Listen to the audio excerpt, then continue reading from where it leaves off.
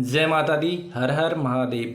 कर्क राशि वालों, आपका जन्म नक्षत्र ही आपकी सफलता और आपकी समस्या का कारण हो सकता है।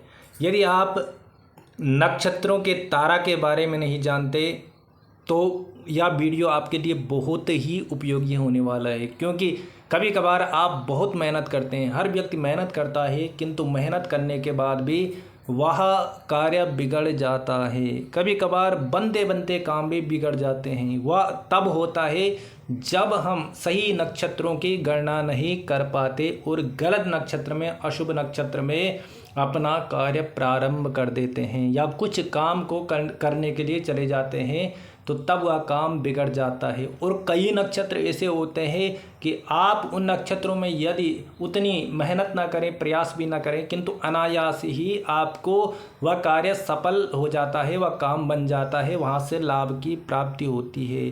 तो यह होता है नक्षत्र की गणना से। आपके जन्म नक्षत्र से गणना की जाती है और 9 तारा प्राप्त होती है।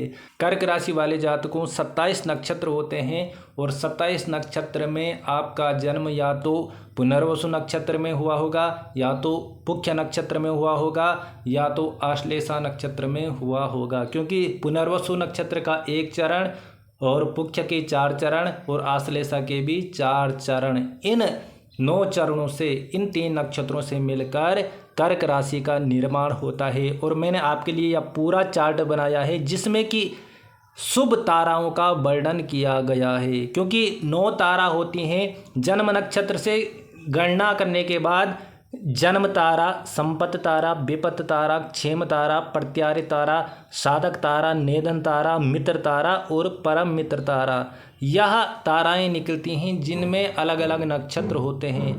कुछ नक्षत्रों में कार्य करने से, कुछ ताराओं में काम करने से कार्य सिद्धि हो जाती है और कुछ नक्षत्रों में काम करने से बना बनाया काम भी बिगड़ जाता है। इसीलिए यह वीडियो देखना आपके लिए बहुत ज़रूरी है और बढ़िया सा मैंने आपके लिए चार्ट बनाया है जिससे आप समझ सके कि किन किन नक्षत्रों में आपको क्या क्या काम करने हैं। इनमें मैंने केवल शुभ ताराओं का वर्णन किया है कि आपके लिए शुभ तारा कौन सी रहने वाली है, शुभ नक्षत्र कौन से रहने वाले हैं। और यदि आप चाहते हैं कि आपकी अशुभ नक्षत्रों का भी मैं वीडियो बनाऊं, अशुभ ताराओं का भी वीडियो बनाऊं कि जिनमें कोई भी शुभ कार्य या कोई भी कार्य नहीं करना चाहिए, नया कार्य नहीं करना चाहिए या किसी भी चीज़ के लिए प्रयास नहीं करना चाहिए, तो उसके लिए आप कमेंट कर सकते हैं। तो आइए प्रारंभ करते हैं। जिन भी व्यक्ति का जन्म पुनर्वसु नक्षत्र में हुआ है तो सबसे पहले उनके लिए शुभ तारा है संपत्त तारा। इस नक्षत्र में धन से संबंधित कोई भी कार्य करेंगे, इन ताराओं में संपत्त तारा में यदि धन से संबंधित कोई कार्य करेंगे तो अवश्य ही धन की लाभ होगी।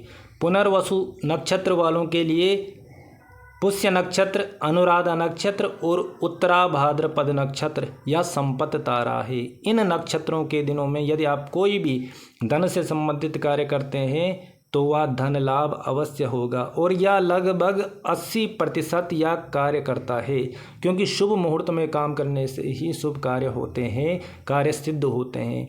उसी प्रकार से जिनका कर्क राशि वालों का पुष्य नक्षत्र है उनके लिए आश्लेषा, ज्येष्ठा और रेवती या संपत्त तारा होगी। और उसी प्रकार से जिनका आश्लेषा नक्षत्र है उनके लिए मघा, मूल और अश्विनी, यह 3 नक्षत्र उनके लिए संपत्त तारा होंगी।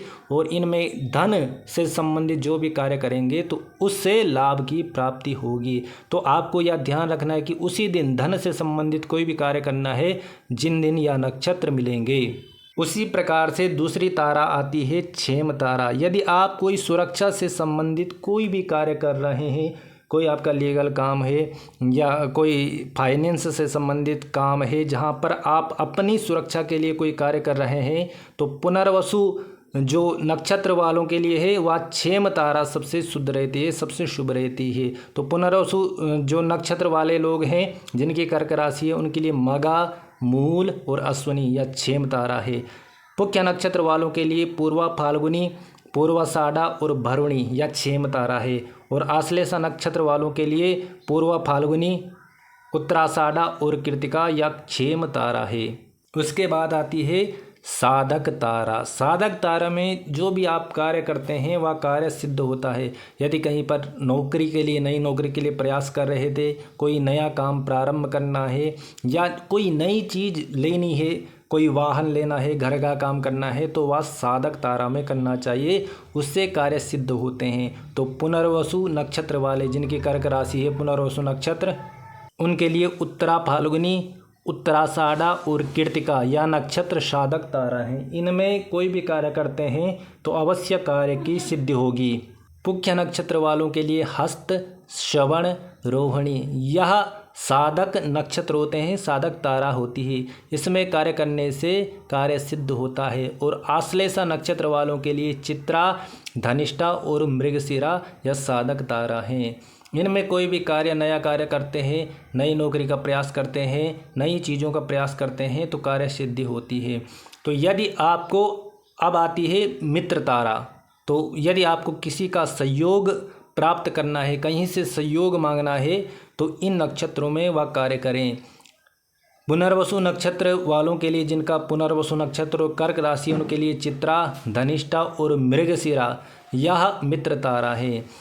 पुख्य नक्षत्र जिनकी कर्क राशि और पुख्य नक्षत्र है, उनके लिए स्वाति, शतभिषा और आरुद्रा यह मित्र तारा है, इनमें वह कार्य कर सकते हैं। और आश्लेषा नक्षत्र वालों के लिए विशाखा, पूर्वा भाद्रपद और पुनर्वसु यह मित्र तारा, मित्र नक्षत्र हैं। इनमें जो भी कार्य करेंगे, जहाँ से भी सहयोग प्राप्त करना चाहेंगे, वहाँ से सहयोग अवश्य ही प्राप्त होगा। उसके बाद आती है परम मित्र तारा। यह प्रत्येक कार्य सिद्धि के लिए, जो भी आप शुभ कार्य करने जा रहे हैं, छोटा बड़ा या कोई भी, जहाँ पर आप चाहते हैं कि इन कार्यों से लाभ की प्राप्ति हो, तो परम मित्र तारा में वह काम करने चाहिए। पुनर्वसु नक्षत्र और कर्क राशि वालों के लिए स्वाति, शतभिषा, आरुद्रा या परम मित्र तारा है। पुख्य नक्षत्र वालों के लिए विशाखा, पूर्वा भाद्रपद और पुनर्वसु यह परम मित्र तारा है। और आश्लेषा नक्षत्र वालों के लिए, कर्क राशि वालों के लिए पुख्या, अनुराधा और उत्तरा भाद्रपद या परम मित्र तारा हैं। जो भी व्यक्ति इन परम मित्र तारा में जो कार्य करता है, इनको ध्यान में रखकर कार्य करता है, उस दिन काम करता है, तो अवश्य ही अवश्य उसकी कार्य की सिद्धि होती है, उस कार्य से लाभ की प्राप्ति होती है। तो यह आपके लिए मित्र तारा हैं, मित्र नक्षत्र हैं। इनको ध्यान में रखकर यदि कर्क राशि वाले आप अभी से, आज से ही इसका आप एक बार अनुभव करके देखना, तो अवश्य ही इससे लाभ की प्राप्ति होती है। इन नक्षत्रों में कार्य सिद्ध होते हैं।